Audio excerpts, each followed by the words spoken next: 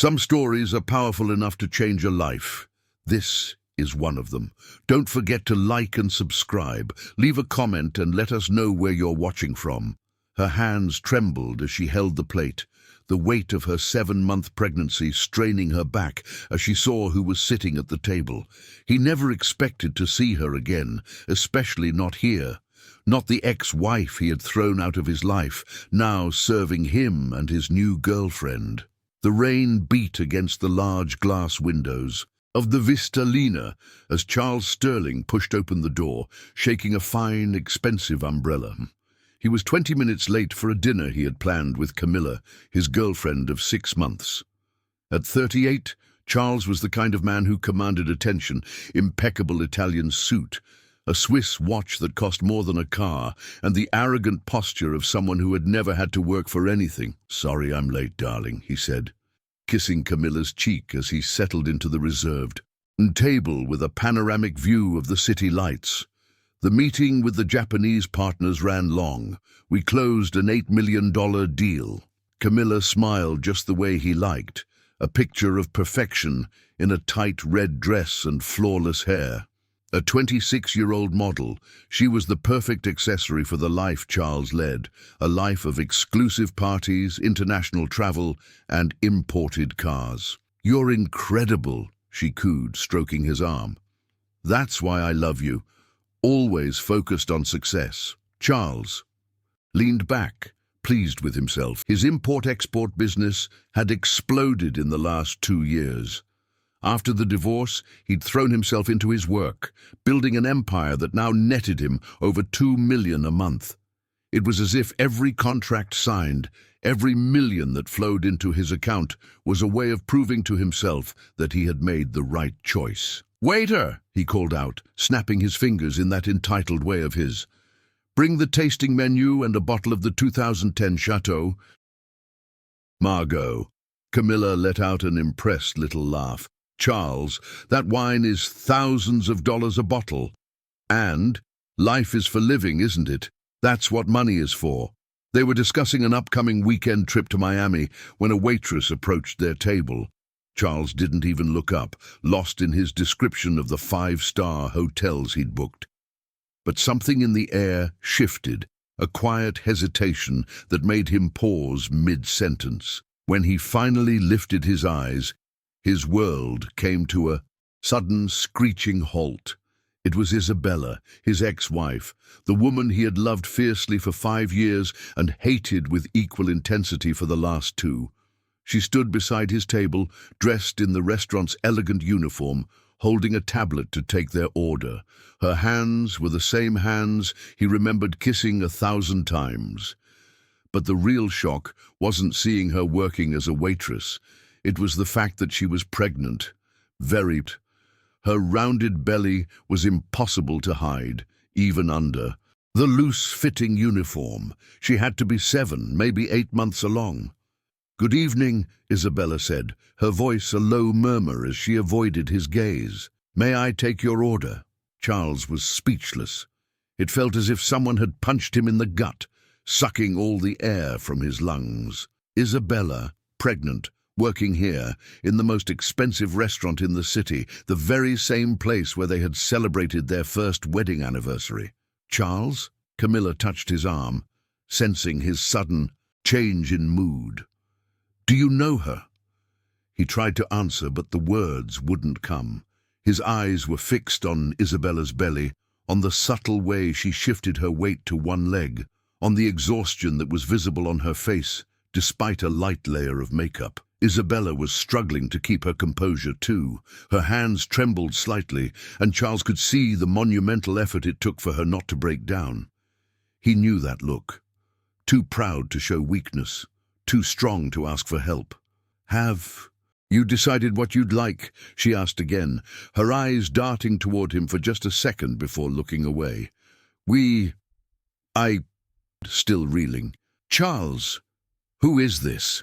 Camilla demanded, her tone now sharp with irritation. Isabella closed her eyes for a brief moment, gathering her strength. When she opened them, they held a sad determination that he recognized instantly.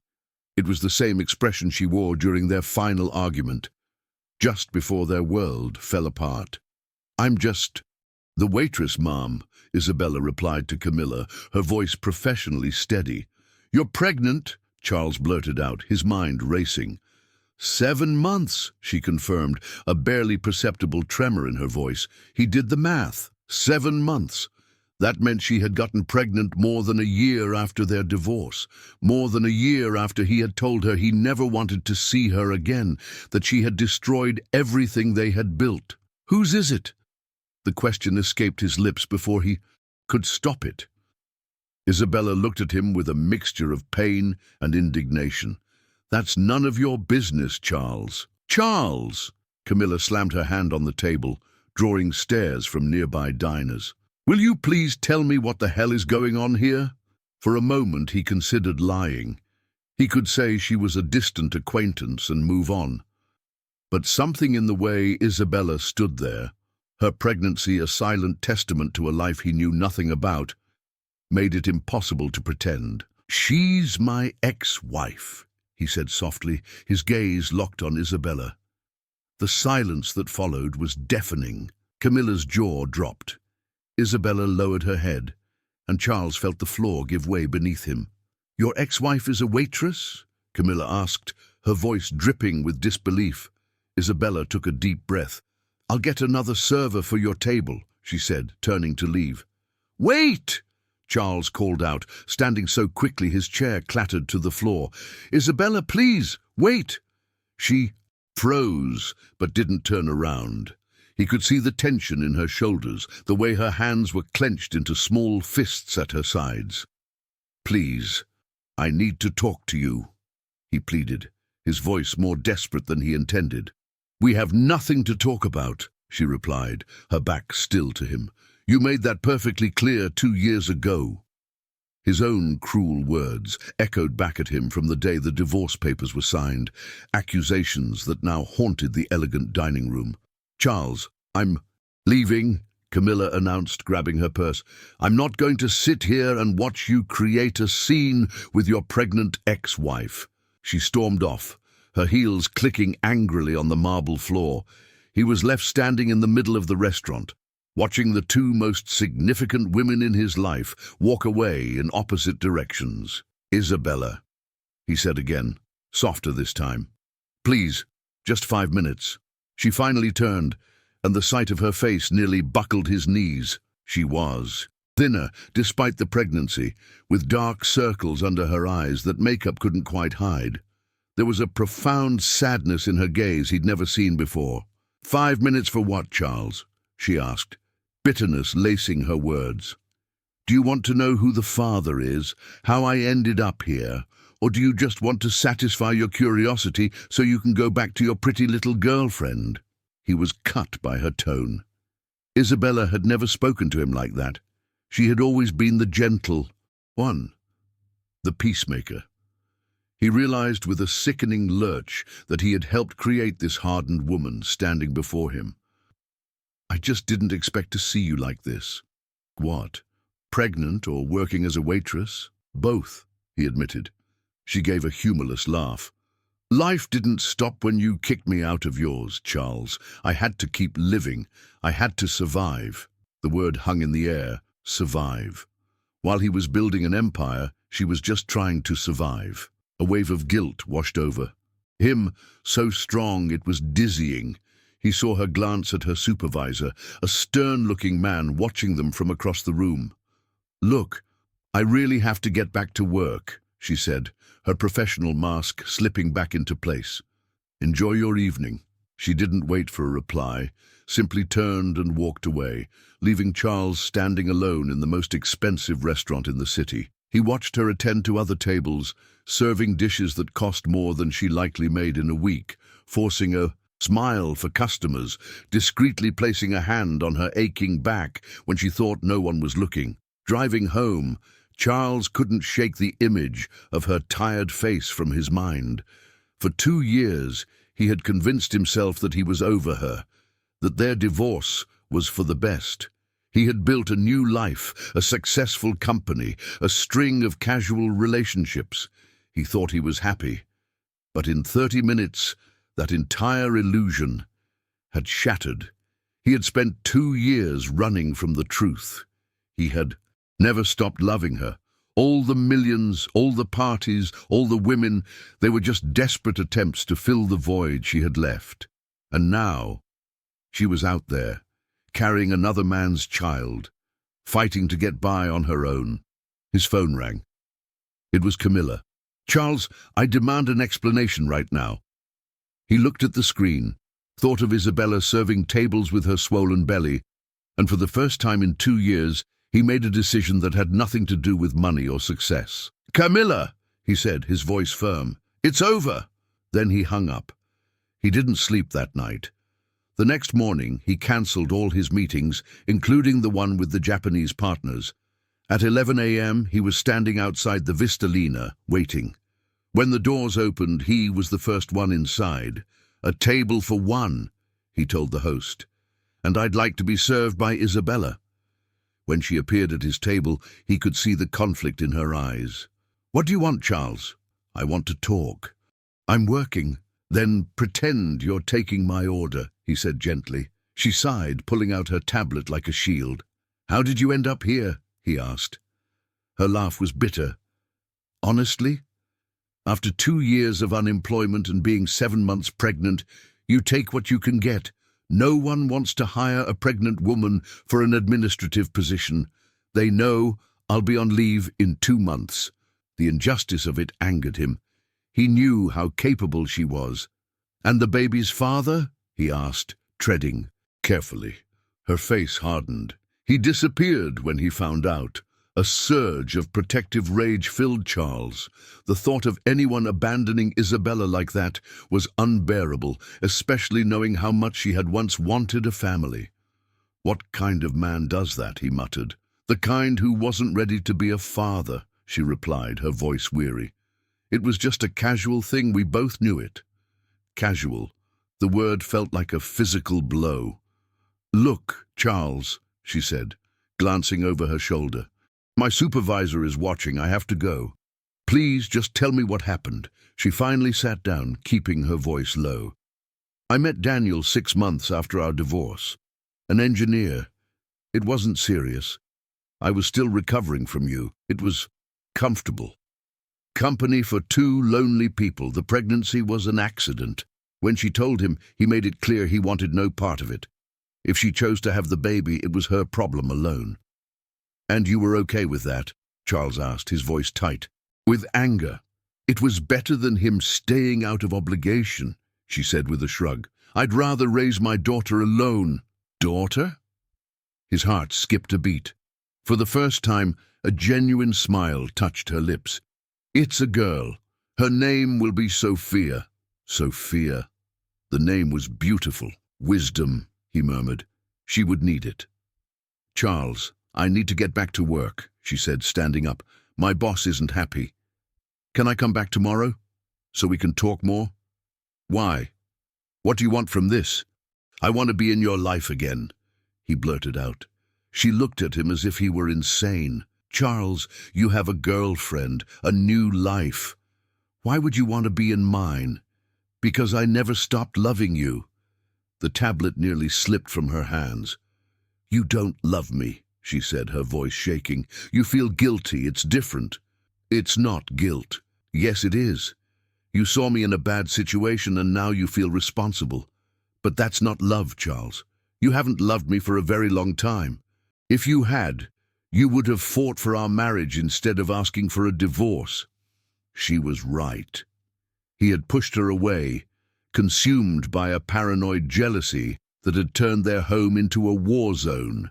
He had made their life a living hell long before she uttered the word divorce. "I was wrong," he whispered. "Completely wrong." "You were," she agreed. "But we can't go back." She started to walk away. "Wait," he called. "Let me help you, financially, just until the baby is born." "Stop," she cut him off. "I am not your charity case, Charles. I will not accept your money out of pity." "Then what if it wasn't charity? What if it was a job?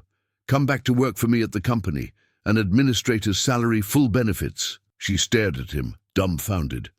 Work for you? Are you crazy? We can't even agree on what color the sky is. I've changed, he insisted. You were here with another woman 2 days ago, she shot back. People don't change that fast. Then let me prove it to you, he pleaded. Give me one chance, not to get back together, just a chance to be in your life without complicating it. A chance to be the man you deserve. She looked at him, and he could see the battle raging in her eyes.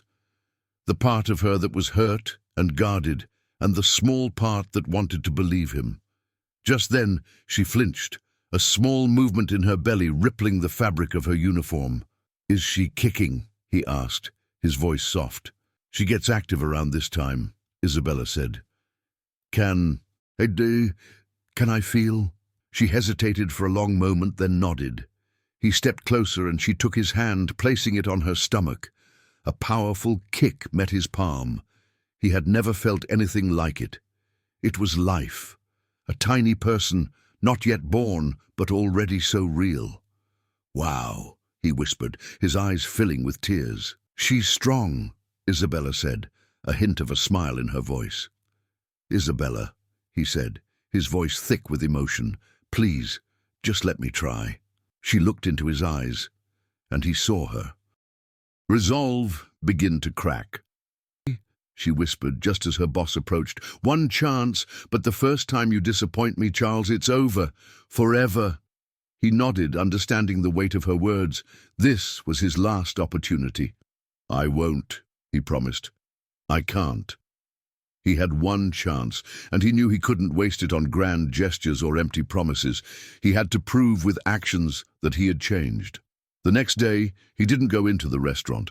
Instead, he waited outside until her lunch break. He was holding a thermal container. I brought you something, he said. Homemade food. I cooked it myself. She looked at him as if he'd grown a second head. You can't even fry an egg. I'm learning, he said with a small smile. She ate the simple meal of grilled chicken and salad, admitting it was surprisingly good. He started doing it every day, showing up with a nutritious meal, standing with her while she ate, making small talk. He never pushed, never mentioned their past. He just wanted to make sure she and Sophia were eating well. A week later, she didn't show up for work. Panic seized him. He drove to the last address he had for her, a small apartment in a modest neighborhood. She opened the door in her pajamas, looking pale and exhausted. I had some contractions this morning, she admitted. The doctor said they're just practice, but they were stronger today. You need to rest, he said, looking around her tiny apartment. You can't keep working on your feet all day. And what do you suggest I do, Charles? Live on air? Live with me. She stared at him, speechless. Not as a couple, he clarified quickly. As roommates. My apartment has 4 bedrooms. You'd have your own space, your own bathroom. No pressure, no expectations. Just let me take care of you for these last couple of months. Why would you do that? She asked, her voice laced with suspicion. Because I want to be a part of your lives. And if this is what it takes to prove I've changed, then this is what I'll do. She agreed, but with conditions. She would pay what she could for bills. They would share chores. And there would be no physical intimacy. The first big fight, the first time you lose your patience, I'm gone, she warned. There won't be any fights, he promised. Living together was awkward at first. They moved around each other like polite strangers. But slowly, a new rhythm emerged. He'd wake up to find she'd made coffee. She'd come home from a walk. To find he'd done the laundry. He learned about her late-night cravings. She learned about his newfound obsession with keeping the apartment spotless for Sophia's arrival. One night, he woke to the sound of her groaning in pain. He rushed into her room to find her curled in a ball. "It's too early," she cried. "I'm only 8 months." At the hospital, they confirmed she was in premature labor. The baby was in a breech position. "We'll have to do a C-section," the doctor explained.